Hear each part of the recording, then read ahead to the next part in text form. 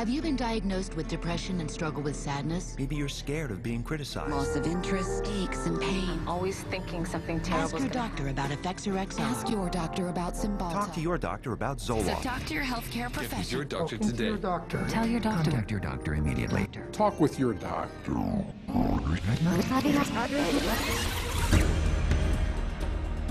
Il y a plus de 40 ans, des psychiatres de renom se sont réunis à Porto Rico pour planifier le futur.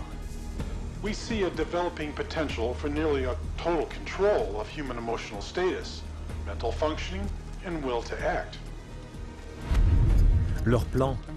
Créer d'ici l'an 2000 une gamme de psychotropes contrôlant chaque aspect du comportement humain.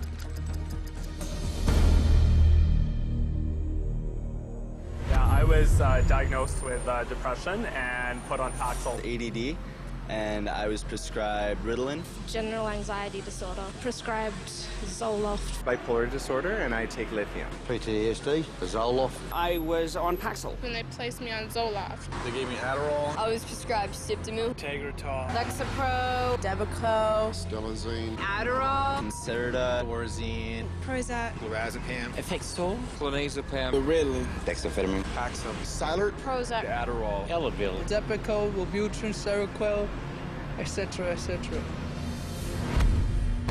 100 millions de personnes dans le monde prennent des psychotropes. Comment en est-on arrivé là? Les psychiatres les ont convaincus qu'elles étaient malades. They want you to think you're diseased from birth, and that all those experiences of life, childhood and adolescence and teenage years and adulthood and being a senior citizen, that these are all various stages of disease. Because let's face it, we've all been depressed at one time. We've all been anxious at one time. These are normal emotions that we feel. Every emotional and spiritual problem is reduced to a label. And of course, all of those diseases require pharmaceutical treatments. This is big, big business. Tout en encaissant des revenus considérables, en prétendant être des professionnels de la santé, les psychiatres reconnaissent ouvertement que leur profession n'a aucun fondement scientifique. We don't really have any specific blood tests or other tests that are definitive for any mental illness whatsoever. It would be neat if it would become much more scientific. If you go to my office and you tell me that you're depressed, there's nothing, and no blood sample or whatever, no tests. There are not current available tests to verify your diagnosis. I don't use any tests. You do not have a test to say, well, this is this disorder and this is the best medication for this disorder. For many years we thought we had the tests nailed down, but it turned out that they weren't of any value. If you don't know what's causing the symptoms, then to give somebody something to alleviate the symptoms is close to impossible. By the time a drug's approved and it hits the general population, we don't know even 50% of the side effects that are involved with that drug. And these pills cause heart attacks and liver problems and immune system problems and lots of other medical problems. So you're playing with fire.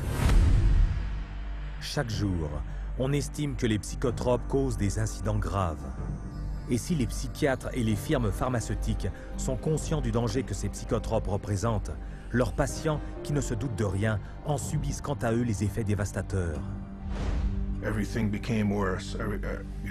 Each mood swing was worse. He would have chronic headaches, chronic, nausea, not feeling good. She was very agitated, very, very jumpy. She was having horrible hallucinations. Her personality was disintegrating. Once he started on that drug, the cloud just stayed over him and stayed over him and stayed over him. It got darker and darker. He thought there wasn't anything worth living to kill himself. That was not Matthew. That was the drugs. At least I would like to have said, I love you.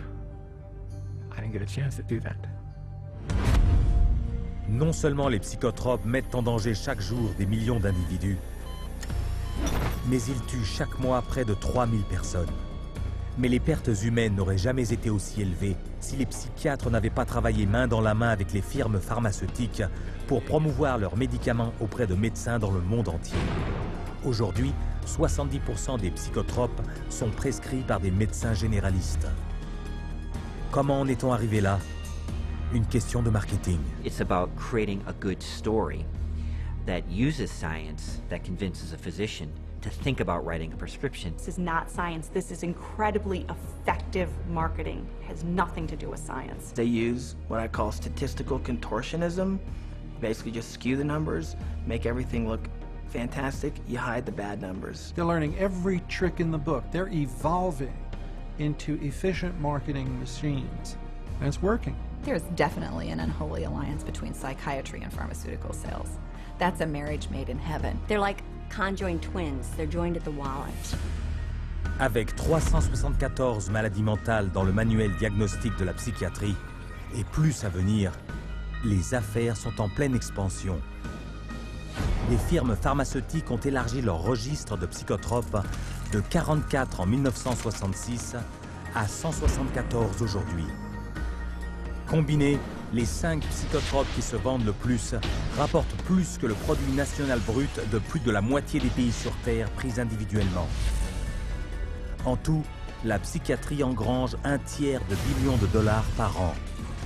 Comment en est-on arrivé là? C'est une histoire de tromperie qui peut être difficile à croire, mais qu'il est fatal d'ignorer.